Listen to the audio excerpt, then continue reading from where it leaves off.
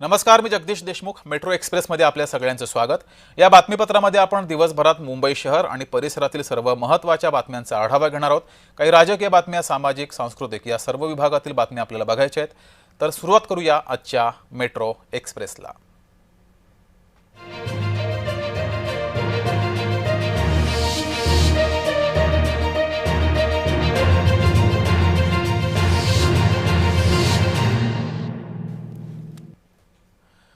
सुरुवातीलाच बातमी मुंबईतून. मुंबईतल्या गिरगाव चौपाटीजवळ बेवारस बॅग आढळलेली आहे.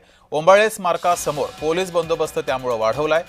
गिरगाव चौपाटीजवळ ही बॅग आढळलेली आहे. या प्रकरणी आता पोलीस शोध घेत आहेत. ओंबाळे स्मारकासमोर ही बॅग आढळली, त्यानंतर या परिसरामध्ये मोठ्या प्रमाणात पोलीस बंदोबस्त हा वाढवलेला आहे. गिरगाव चौपाटीवर पर्यटकांची संध्याकाळी मोठी गर्दी असते. अधिक माहिती घेऊया. आपले प्रतिनिधी ज्योत्स्ना गंगणे आपल्यासोबत जोडल्यात. ज्योत्स्ना.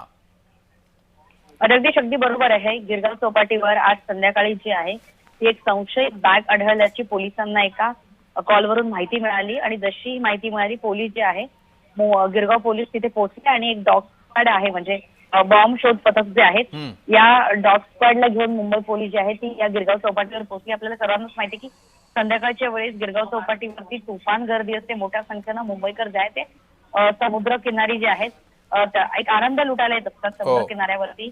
आणि अशा वेळेस जे आहे ते एक अशी संशयित बॅग होती, जी बॅग कोणाची आहे, म्हणजे ती बॅग जी आहे ती बेवारस पडलेली होती आणि बॅग जरा चांगल्या अवस्थेत होती. त्याच्यामुळे अशी बॅग बेवारसपणे मुंबईच्या भरदा म्हणजे जिथे खूप गर्दी अशा ठिकाणी असणं म्हणजे खरोखरच ती एक चिंतेची बाब होती. आणि म्हणून तात्काळ एका सजग नागरिकाने पोलिसांना ही खबर दिली.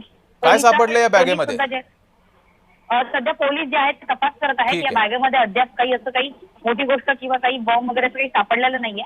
मात्र पोलीस हे अधिक तपास करत आहेत की अशी संशयित बॅग किंवा अशा बॅग सोडून कुठली ट्रायल चालू होती का, अशा प्रकारचं सर्व ते पोलीस करत आहेत. आणि गिरगाव चौपाटीवरती सीसीटीव्ही पण लागलेले असतात, त्याच्यामुळे ही बॅग कोणाची आहे याचा सुद्धा शोध पोलीस तपास घेत आहेत. ठीक आहे, धन्यवाद ज्योत्स्ना दिलेल्या माहितीबद्दल.